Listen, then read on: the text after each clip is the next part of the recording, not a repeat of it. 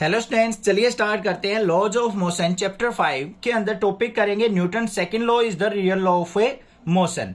Most important topic है। आपका mid term exam हो, वीकली टेस्ट हो या फाइनल एग्जाम हो, हर जगह ये क्वेश्चन देखने को मिल जाएगा। आपसे पूछ लिया जाता है हाउ कैन यू से Newton second law is the real law of motion. इस टाइप से क्वेश्चन आ सकता है। तो हम देखेंगे कि न्यूटन सेकंड लॉ को हम रियल लॉ ऑफ मोशन क्यों कहते हैं। आम जनरल बात करूं मैं यहां पे, इसका डेरिवेशन करने से पहले मैं आपको बता दूं यहां पे जो न्यूटन फर्स्ट लॉ है और न्यूटन थर्ड लॉ है, दोनों के दोनों न्यूटन सेकंड लॉ के अंदर लाई करते हैं, मतलब इससे ड्राइव किए जा सकते हैं। तो हम सबसे पहले यहां पे लिखेंगे कि हम न्यूटन सेकंड लॉ को रियल लॉ ऑफ मोशन कैसे प्रूव करेंगे। देखो, सेकंड लॉ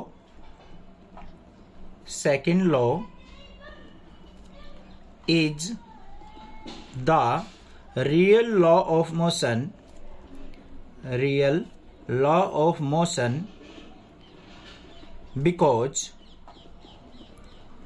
अब ये बिकॉज के अंदर हमारा क्या आ जाएगा, फर्स्ट पॉइंट। अब फर्स्ट पॉइंट क्या होगा हमारा, first law is contained in the second law. लिखेंगे यहां पे first law is contained in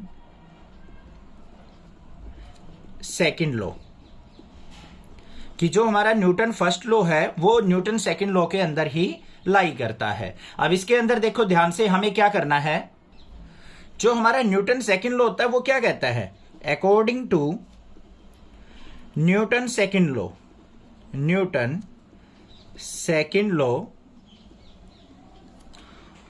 force on a body किससे डिफाइन होती है, F is equal to m a से। फोर्स इज इक्वल टू किसके होती है, मास इनटू एक्सेलरेशन। अगर मान लो बच्चों यहां पे कोई भी एक्सटर्नल फोर्स अप्लाई ना की जाए, क्या है, अगर कोई भी एक्सटर्नल फोर्स अप्लाई ना की जाए तो यहां पे क्या लिखेंगे, if there is no external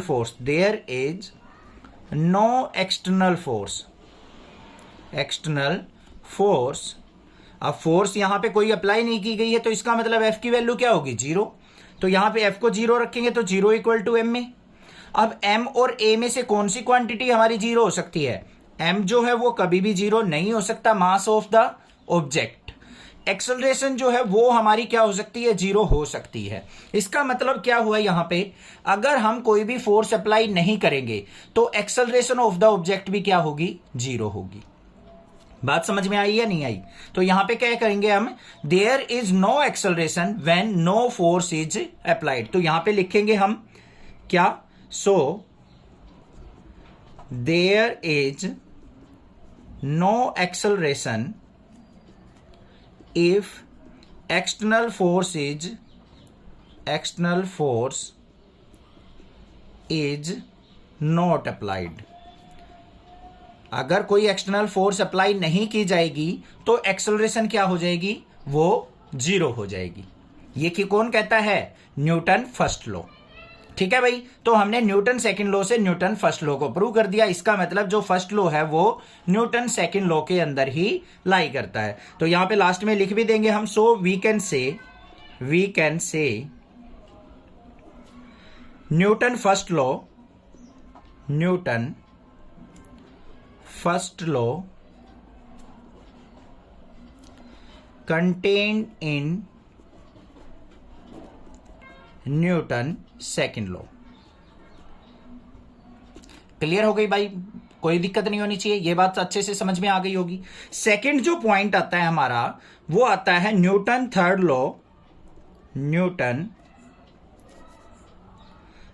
law is contained in second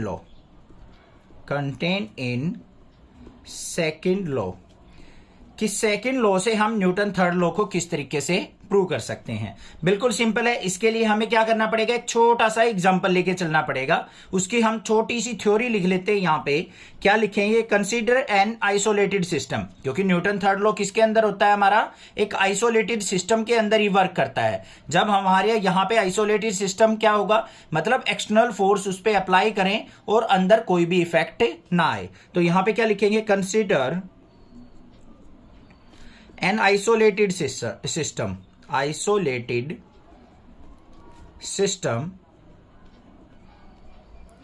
of two bodies, या टू ऑब्जेक्ट्स भी लिख सकते हैं, आपकी मर्जी है, ए एंड बी, मतलब आइसोलेटेड सिस्टम के अंदर हमने दो ऑब्जेक्ट्स या दो बॉडीज मान ली ए और बी, एंड दे कोलाइड, और वो आपस में क्या करती हैं, टकरा जाती हैं, and they collide during collision, during collision. यहां पे क्या किया, दो ऑब्जेक्ट ले लिए हमने ए और बी, दोनों की दोनों क्या करती हैं, कोलाइड करती हैं, आपस में मिलती हैं ड्यूरिंग कोलिजन, जब उनके बीच में टकराव होता है। अब यहां पे क्या होगा, let body A exerts force, exerts force F1 on body B, on body B. जो ए ऑब्जेक्ट है, देखो भाई ए और बी दो आपस में ऑब्जेक्ट टकरा रही हैं, तो ए क्या करेगी, बी के ऊपर फोर्स लगाएगी, और बी ऑब्जेक्ट क्या करेगी, ए के ऊपर फोर्स लगाएगी, लगाएगी या नहीं। तो मैंने यहां पे क्या किया, let body A exerts force F1 on body B. कितने टाइम के लिए लगाएगी, दोनों आपस में टकराएंगी स्मॉल टाइम के लिए। अब जैसे मान लो कोई भी एक फ्लोर पे बॉल रखी है, दूसरी बॉल आपको यहां पे क्या करते हो, स्लाइड करते हो और उससे टकराती है, थोड़े से टाइम के लिए, एक डेल्टा टी टाइम के लिए क्या करेंगी, दोनों आपस में कोलाइड करेंगी, कोलिजन होगा। तो यहां पे भी हमने यही लिखा है, let body A exerts force F1 on body B for some time, for some time delta t, delta T.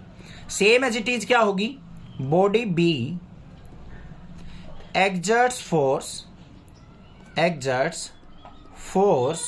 F2, body B क्या कर रही है, F2 फोर्स लगा रही है किस पे, on A, for some time delta t, for some time delta t. बात समझ में आ गई या नहीं आ गई, बस कुछ ज्यादा एक्सप्लेनेशन नहीं करना है हमें, बट जो भी चीजें हम ले रहे हैं उनको हमने लिख के बताना है कि F1 क्या है, F2 क्या है। F1 फोर्स क्या है, ए बी पे लगा रही है, F2 फोर्स बी ए पे लगा रही है, और कितने टाइम के लिए, स्मॉल टाइम डेल्टा टी के लिए। ठीक है भाई, अब इससे आगे देखते हैं, इस चीज को एक छोटे से डायग्राम से भी समझ लेते हैं। मान लो ये ए ऑब्जेक्ट है, ये हमारी बी ऑब्जेक्ट है, दोनों आपस में टकराई, ए ने किस पे फोर्स लगाई, बी के ऊपर, बी ने किस पे फोर्स लगाई, ए के ऊपर। तो यहां पे क्या फोर्स लग रही है हमारी, F1, और ये फोर्स लग रही है F2। तो F1 F2 फोर्स लग रही है कितने टाइम के लिए, डेल्टा टी टाइम के लिए। ठीक है, ये बनाने की जरूरत नहीं है, वैसे बताया मैंने। अब यहां पे देखो दोनों आपस में टकरा रही हैं, तो उनका लीनियर मोमेंटम भी क्या होगा, चेंज होगा। मान लो पहले जो लीनियर मोमेंटम था और आफ्टर जो कोलिजन है वो लीनियर मोमेंटम, अब यहां पे क्या हो जाएगा, वो चेंज हो जाएगा। देखो अब चेंज इन लीनियर मोमेंटम, बस इसी से हमारा डेरिवेशन हो जाएगा, change in linear momentum, linear momentum किसके इक्वल होगा, फोर्स लग रही है स्मॉल टाइम डेल्टा टी से, तो यहां पे किसके इक्वल होगा, force multiply time, force multiply time. अब आपके माइंड में चल रहा होगा, sir linear momentum force into time कैसे होता है। देखो बच्चों ध्यान से समझो, आपने पढ़ा है मोमेंटम किसके इक्वल होता है, मास इनटू वेलोसिटी के इक्वल। ये चीज आपने पढ़ी है या नहीं पढ़ी है। मैंने यहां पे क्या लिख दिया, इसको मोमेंटम को लिख दिया मैंने force into time, force multiply time.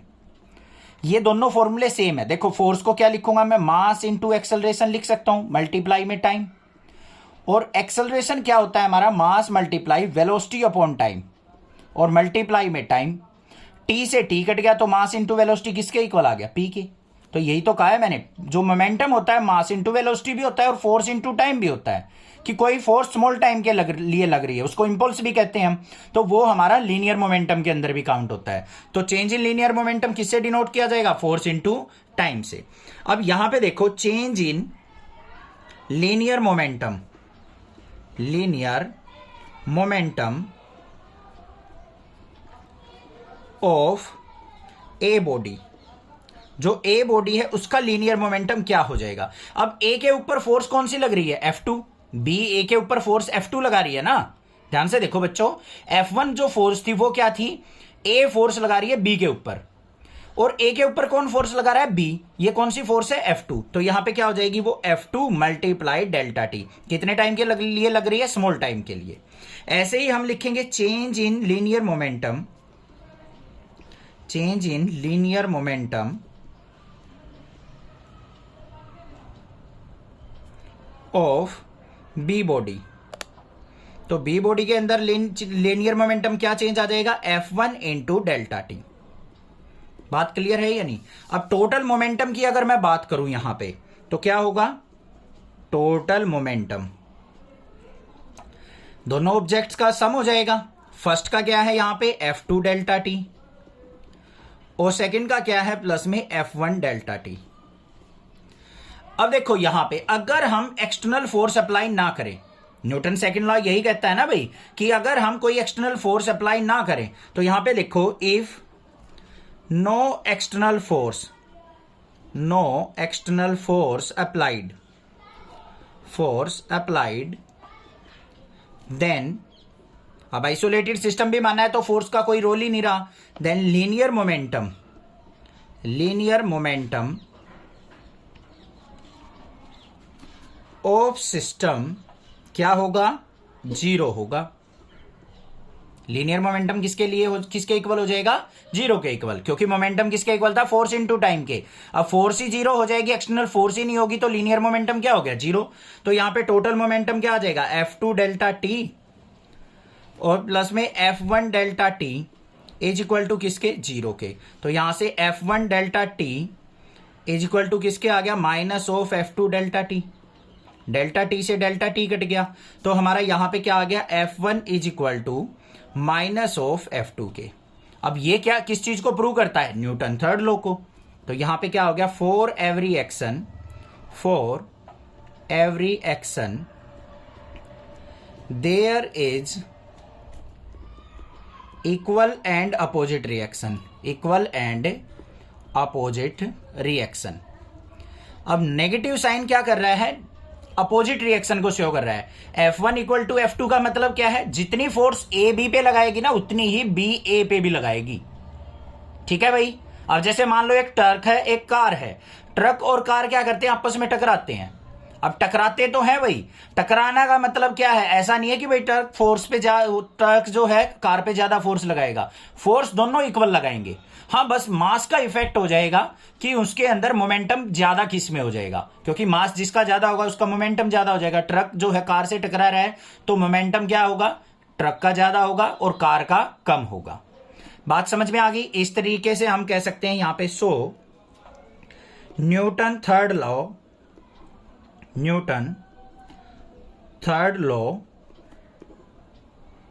Contain in second law, बस ये करना है आपको। So Newton second law is real law of motion, second law is real law of motion.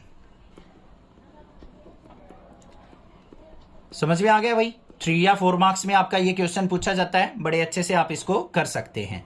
Next topic करेंगे हम कनेक्टेड मोशन या पुली मोशन। जो पुली problem है उसका न्यूमेरिकल भी पूछ लिया जाता है और उसका टॉपिक भी आ जाता है। बड़े ध्यान से समझेंगे, बिल्कुल इजी स्टेप में समझाऊंगा कि किस तरीके से हमें पुली प्रॉब्लम को सोल्व आउट करना है। कनेक्टेड मोशन और पुली प्रॉब्लम के अंदर हमें क्या करना है, एक फ्रिक्शन लेस पुली को कंसीडर कर लेना है। तो सबसे पहले हमने क्या कर लेना है, एक फ्रिक्शन लेस पुली को हमने यहां पे बना लिया। ठीक है भाई। पुली के ऊपर क्या होता है, एक लेफ्ट साइड वेट हो जाएगा, एक राइट साइड वेट हो जाएगा। ये मान लिया हमने यहां पे एक वेट यहां पे है और एक वेट इस तरफ है, एक लेफ्ट साइड एक राइट साइड। अब यहां पे जो वेट है उसका मास मान लिया हमने m1 है, इस पे जो मास है वो m2 है। अब ग्रेविटी के कारण जो वेट होगा बच्चों वो कहां होगा, डाउनवर्ड। तो ये क्या होगा, m1g, ये तो मास था m1, तो वेट क्या होगा, ग्रेविटी से मल्टीप्लाई m1g, यहां पे क्या हो गया, weight of this box. m2g ये भी क्या होगा, हमारा डाउनवर्ड होगा ग्रेविटी के कारण, ये कितना होगा, m2g। अब यहां पे ये क्या है, एक रस्सी है, थ्रेड है मान लो यहां पे, या फिर स्ट्रिंग कह सकते हैं। इनके अंदर कौन सी फोर्स होगी, स्ट्रिंग के अंदर हमेशा टेंशन फोर्स होती है। अब ये m2g डाउनवर्ड है तो टेंशन फोर्स कहां होगी, हमारी ऊपर की तरफ। सिमिलरली यहां पे m1g नीचे की तरफ है तो टेंशन फोर्स कहां होगी, ऊपर की तरफ। इतनी बात समझ में आ गई। अब ये पुली की डायरेक्शन हम यहां पे शो कर देते हैं कि जो हमारी जो पुली है वो लेफ्ट टू राइट जा रही है, मतलब ये नीचे जा रही है ये ऊपर जा रही है, ये चीज शो कर दी हमने। अब इसकी एक छोटी सी थ्योरी बना लेते हैं, जो भी हमने चीजें यहां पे ली हैं उनको हम एक थ्योरी की फॉर्म में लिख लेते हैं।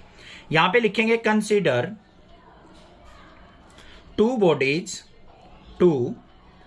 बॉडीज इस तरीके से थ्योरी थोड़ी सी लिखनी बहुत जरूरी है बच्चों, क्योंकि जो भी चीजें आप यहां पे ले रहे हैं ना, M1 M2 ये क्या चीजें हैं, कौन सी वैल्यू कम है कौन सी वैल्यू ज्यादा है, ये आपको एग्जामिनर को बतानी बिल्कुल कंपलसरी होती है। कुछ क्या करते हैं, इसका डायरेक्ट एक्सप्रेशन स्टार्ट कर देते हैं। मैं नहीं प्रेफर करता इस चीज को, क्योंकि हमें एक तरीके से एग्जामिनर को ऐसे दिखाना है कि भाई सामने वाले को कुछ नहीं आता, हमने उसको एक्सप्लेन करके सब कुछ बताया है। ठीक है भाई, जो बेस्ट टीचर है ना वो अच्छे से बताते हैं कि भाई थ्योरी लिखनी जरूरी है, थोड़ी सी एक्सप्लेनेशन जरूरी है। तो यहां पे क्या कर लिया हमने, consider two bodies of mass M1 and M2। दो ऑब्जेक्ट हमने या दो बॉडीज हमने कंसीडर कर ली, जिसमें एक का मास क्या है M1, दूसरी का मास क्या है M2, which pass over a light and frictionless pulley. दोनों क्या करते हैं, ये मास दोनों के दोनों लाइट और फ्रिक्शनलेस पुली के ऊपर गुजारे जाते हैं। अब यहां पे क्या है हमारी कंडीशन, जो M1 मास है हेयर M1 जो है ग्रेटर देन M2 हमने यहां पे कंसीडर कर लिया। एक चीज और छोटी सी बात बताऊंगा बच्चों में, यहां पे जो मैं यहां पे थ्योरी लिखवाता हूं ना, या फिर आपका टीचर लिखवाता है, ऐसा नहीं है कि वो आपको रट के लिखनी है, रट्टाफिकेशन बिल्कुल नहीं करना, आपको समझना है। आप अपनी लैंग्वेज में डिफाइन कर सकते हो कि जो जो भी चीजें हमने यहां पे ली है उनको हम कैसे लिखें, आप अपनी लैंग्वेज में लिखो, रटना नहीं है कुछ भी। ये नहीं है कि याद करना है भाई नेक्स्ट क्लासेस से ये बताया है या फिर किसी और टीचर ने ये बताया है तो वो थ्योरी आपको याद करनी है, नहीं, बस आपको डायरेक्टली यहां पे क्या करना है, अपनी थ्योरी अपनी लैंग्वेज में बना के लिखनी है। M1 ग्रेटर देन M2 लिख लिया। सो अब M1 क्या है, हैवी है, M2 क्या है, लाइटर है। तो भाई अपने आप बताओ M1 नीचे जाएगा या M2 नीचे जाएगा। अब M1 क्या है, यहां पे ग्रेटर देन M2 है, तो इसका मतलब ये वाला बॉक्स नीचे जाएगा, ये वाला बॉक्स ऊपर जाएगा, ये ऊपर जा रहा है ये नीचे जा रहा है। समझ में आ गई बात। तो यहां पे क्या लिखेंगे हम, सो हैवियर बॉडी, इसको क्या लिख लेते हैं, heavier body move downward and lighter body move upward with acceleration a. ये मान लिया ए एक्सेलरेशन से ऊपर जाएगी, जितनी स्पीड से ये ऊपर जाएगी उतनी ही एक्सेलरेशन से ये ऑब्जेक्ट नीचे आएगी, दोनों की सेम एक्सेलरेशन होगी। अब यहां पे बात करेंगे कि इसके ऊपर कौन कौन सी फोर्स लगेगी और इसके ऊपर कौन कौन सी फोर्स लगेगी। तो यहां पे सबसे पहले लिखेंगे हम फोर्स ऑन हैवियर बॉडी, पहले लाइटर भी लिख सकते हैं, कोई दिक्कत नहीं है। अब इसके ऊपर देखो बच्चों कौन कौन सी फोर्स लग रही है। सबसे पहले M1G, वेट हमारा क्या है, एक तरीके से फोर्स है, डाउनवर्ड है, तो यहां पे क्या लिखेंगे हम, वेट ऑफ M1G, क्या लिखेंगे, small M1G wait is downward. ये क्या है हमारा, डाउनवर्ड है हमारा वेट ऑफ द ऑब्जेक्ट। उसके बाद T टेंशन फोर्स है, T is tension force in string, वो किस डायरेक्शन में है, अपवर्ड, इन स्ट्रिंग अपवर्ड, ये लिख दिया भाई। अब देखो यहां पे ये वेट ज्यादा है और टेंशन फोर्स हमारी ऊपर की तरफ है। अब बॉडी जो है कहां पे मूव कर रही है हमारी, डाउनवर्ड, किस एक्सेलरेशन से, ए एक्सेलरेशन से। तो यहां पे लिखेंगे हमारी body move downward with acceleration a. जो बॉडी है वो हमारी क्या कर रही है, ए एक्सेलरेशन से नीचे आ रही है। तो यहां पे नेट फोर्स क्या हो जाएगी, सो नेट डाउनवर्ड फोर्स। इसका मतलब जिस फोर्स से हमारी ऑब्जेक्ट नीचे आ रही है वो हमें नेट फोर्स निकालनी है। अब देखो भाई M1G है वो ग्रेटर देन T होगी, यहां पे M1G जो है ग्रेटर देन T होगी टेंशन फोर्स, तभी तो ये नीचे की तरफ आएगी। अगर टेंशन फोर्स ज्यादा हो जाए, m1g कम हो जाए, तो ये ऑब्जेक्ट ऊपर की तरफ जाएगी। अब मैंने कंसीडर किया है कि ये हैवी मास है और यहां पे नीचे की तरफ ऑब्जेक्ट आ रही है एक्सेलरेशन से, तो यहां पे m1g क्या हो जाएगा हमारा, ग्रेटर होगा as compare to tension force के। तो नेट डाउनवर्ड फोर्स क्या हो जाएगी हमारी, m1a mass into acceleration is equal to m1g minus में t के इक्वल। जो m1a फोर्स होगी, ये m1 मास था, m1a mass into acceleration force होती है हमारी नेट फोर्स, वो किसके इक्वल होगी, m1g में से t को सब्ट्रैक्ट कर लो, ये हमारी आ गई net resultant force. Equation number first मान लेते हैं।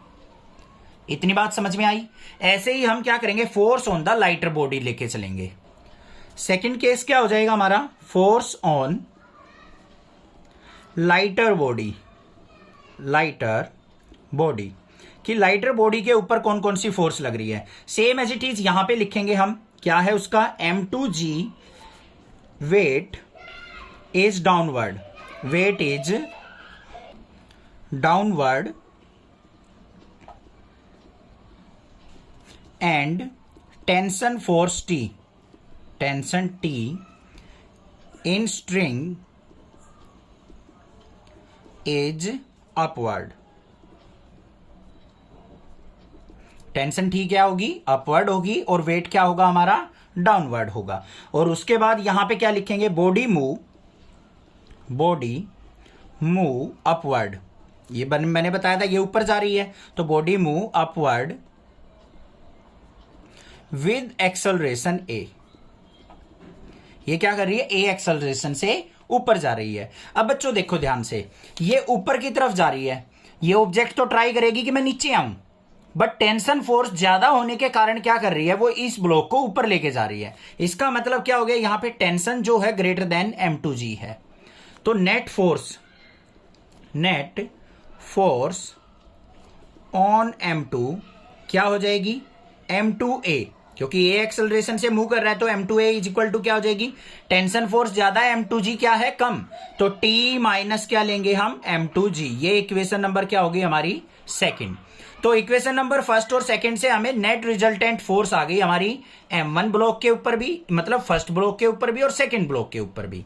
अब यहां पे क्या करते हैं हम, add equation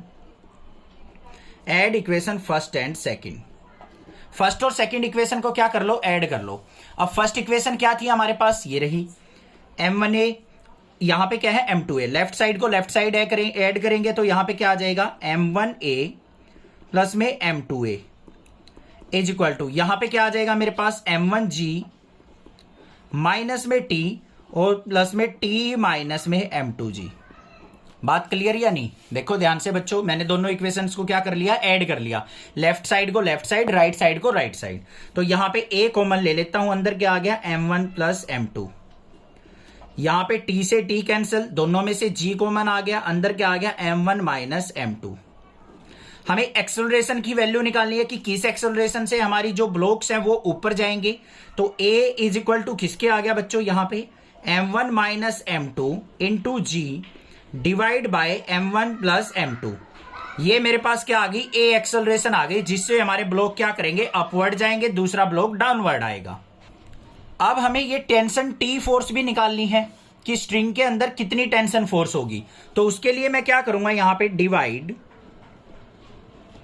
equation first by second. First equation को क्या करता हूं मैं, सेकंड इक्वेशन से डिवाइड कर लेता हूं। तो फर्स्ट इक्वेशन में क्या था मेरे पास, m1a, यहां पे क्या आ जाएगा, m2a, इस तरफ क्या आ जाएगा, यहां पे था मेरे पास m1g माइनस t, और ये क्या है मेरे पास, t माइनस m2g।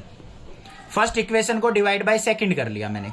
यहां पे a से a कैंसिल आउट, m1 की इससे मल्टीप्लाई कर दो, m2 की इससे, तो m1 की इससे मल्टीप्लाई करेंगे तो क्या आ गया, m1t, माइनस में इससे करेंगे तो m1 m2g is equal to, m2 की इससे करो m1 m2g, माइनस में m2 की t से करेंगे तो क्या हो जाएगा, माइनस का m2t हो जाएगा।